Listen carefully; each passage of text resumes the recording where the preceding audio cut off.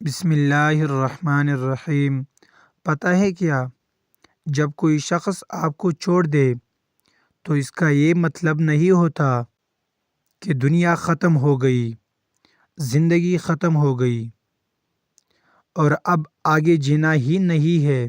پتہ ہے کیا، جب ساری دنیا منہ پیر لیتی ہے نا، تو اس وقت بھی اللہ آپ کے ساتھ ہوتا ہے۔ تو اس لیے اپنے لیے نہیں تو اللہ کے لیے تو یہ زندگی جینی ہے نا۔ زندگی ختم تو نہیں ہوئی، کیوں نہیں سمجھتے؟ اللہ نے وقت مقرر کر رکھا ہے ہر چیز کا۔ اللہ تمہیں جس چیز کی حقیقت دکھا کر اسے تم سے دور کر رہا ہوتا ہے، اس پر تمہارا گلہ کرنا بنتا ہی نہیں۔ اللہ جب درد دیتا ہے تو تسکین بھی دیتا ہے، تو مانگو اسی سے تسکین، صبر اور اس کی مدد۔ پھر دیکھنا تم رحمان کو رحیم پاؤ گے۔ آزمائش تو پھر من پسند چیزوں سے شروع ہوتی ہے، اور جب ہم رو کر اللہ سے کسی ایسے شخص کو مانگتے ہیں جس کا ملنا ہمیں ناممکن نظر آ رہا ہوتا ہے، اور جب کوئی تمہیں تکلیف میں اکیلا چھوڑ دے، تو جان لو کہ اللہ تمہارے کام کا ذمہ خود لینا چاہتا ہے۔ اور قرآن میں تو خود اللہ یہ فرماتا ہے، اور تمہاری حمایت اور مدد کے لیے اللہ ہی کافی ہے۔ دکھ اور تکلیف صرف اللہ کو بتایا کرو، اس یقین کے ساتھ کہ وہ سنے گا بھی اور جواب بھی دے گا۔ اگر اللہ تعالیٰ آپ سے کوئی چیز چھین لینا تو بس اپنے رب پر بھروسہ کر رکھنا اور صبر کرنا۔ جب تم صبر کرو گے نا، تو راستے تو خود تمہارا رب بنائے گا۔ اس نے کہا ہے نا کہ وہ صبر کرنے والوں کے ساتھ۔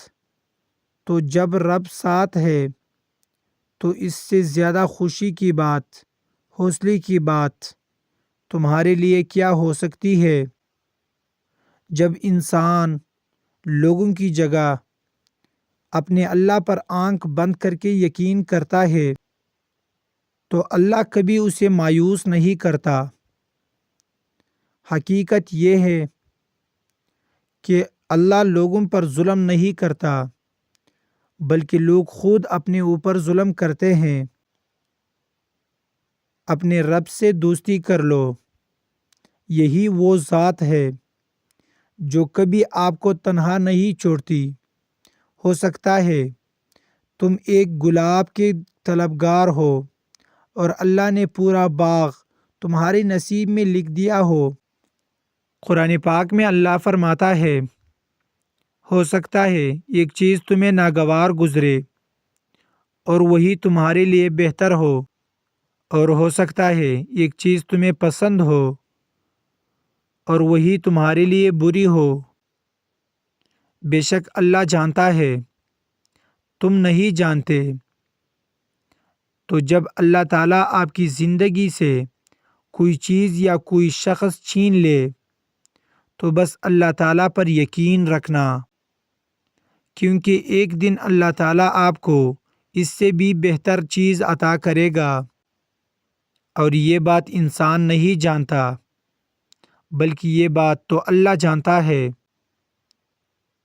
اور سب کچھ اللہ کے سپرد کر دو، اور جس معاملے کو ہم اللہ کے سپرد کر دیتے ہیں، اس پر بار بار سوچنا بھی ایمان کی کمزوری ہے۔ جب تم اس کی چاہت کو اپنی چاہت بنا لیتے ہو تو وہ بھی تمہاری چاہت کے لیے کن فرما دیتا ہے۔ اگر آپ کو میری بات سمجھ آئے تو کمنٹ میں ضرور بتائیے گا، دعاؤں میں یاد رکھیے گا۔